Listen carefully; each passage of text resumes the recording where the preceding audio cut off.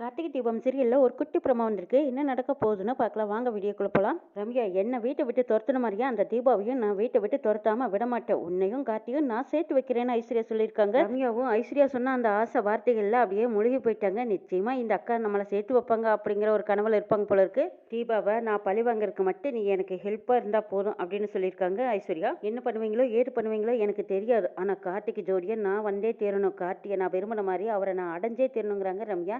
கண்டிப்பா நடக்கும் அப்படின்னு சொல்றாங்க ஐஸ்வர்யா. உடனே எனக்கு ரம்யாங்கிற ஒரு பலம் கூடிருச்சு, இனி கவலை இல்லை அப்படின்னு நினச்சிக்கிட்டு ஐஸ்வர்யா என்ன பண்றாங்க, தீபா மார்க்கெட் போயிருக்காங்க. அவங்களுக்கு பின்னாடி ஒரு ரவுடி அனுப்பியிருக்காங்க.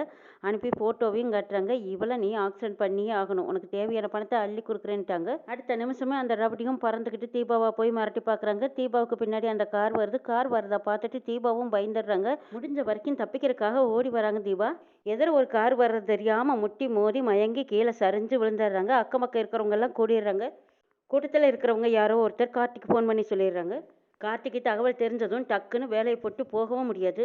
என்னமோ ஏதேனும் ஆஃபீஸ் விட்டு வெளியில் போனாலும் அவங்க சவாலில் தோற்ற மாதிரி ஆகிடும். அதனால் மேடத்துக்கிட்ட பர்மிஷன் கேட்டுட்டு போகலாம் அப்படின்னு சொல்லிட்டு போய் ரம்யா ரூமுக்கு போயிருக்காங்க. ஆக்சிடென்ட் ஆனதுமே ஐஸ்வர்யாவும் ரம்யாவும் பேசிக்கிறாங்க. கார்த்திக் கண்டிப்பாக வருவான் அப்படின்னு ரம்யா எதிர்பார்த்துட்டு இருக்கிறாங்க. கார்த்தியும் அவங்க கேபினுக்குள்ளே வராங்க. கார்த்தி போய் பர்மிஷன் கேட்குறாங்க. பர்மிஷன் தானே எடுத்துக்கோங்க, ஆனால் என்ன ரீசன்னு சொல்லலாமல்லங்கிறாங்க. அது என்னோட பர்சனல் மேட்டர்னு சொல்லிட்டு போயிடுறாங்க. கார்த்தி ஒத்த வார்த்தையில் சொன்ன அந்த வார்த்தைகளை நினச்சி, ஓ அப்போ கார்த்திக்கு தீபா மேலே எந்த ஒரு ஆசை அன்பு பாசம் எதுவுமே இல்லையா, ஐஸ்வர்யா சொன்னது சரியாக தான் இருக்குன்னு நினைக்கிறாங்க ரம்யா. எனக்கு கல்யாணம் ஆயிடுச்சு, என்னோட ஒய்ஃபுக்கு அடிபட்டுருச்சுன்னு ஏன் சொன்னா என்னவா, அப்போ இவருக்கு எந்த ஒரு பாசம் இல்லைங்கிறது சரியாக போச்சு. ஆனால் இவர் மனசில் இடம் பிடிக்கிறது இன்னும் ரொம்ப சுலபமான விஷயமாச்சே.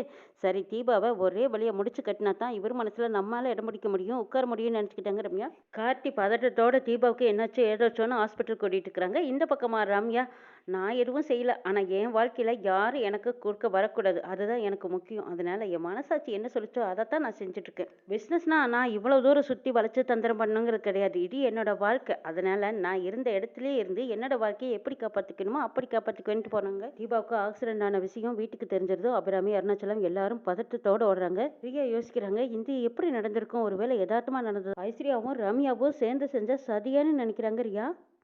அப்பா, இவ்வளோகிட்ட நம்ம பார்த்து தான் இருக்கணும்னா ரியா ஒரு பக்கம் யோசிக்கிறாங்க. ஆனாலும் எப்படியோ தீபாவுக்கு ஒரு முடிவை கட்டியாச்சு. இனிமே அவள் வீடு திரும்ப மாட்டான்னு நினச்சிட்டு இருக்கிறாங்க ரியா. தீபாவை எப்படியோ எல்லாருமா சேர்ந்து வளைச்சு வளைச்சு காத்திக்கிட்டு இருந்து தீபாவை பிரிக்கணும், இல்லைன்னா இந்த உலகத்தை விட்டு அனுப்பணுங்கிற முடிவு தான் இருக்காங்க அந்த ஐஸ்வர்யா.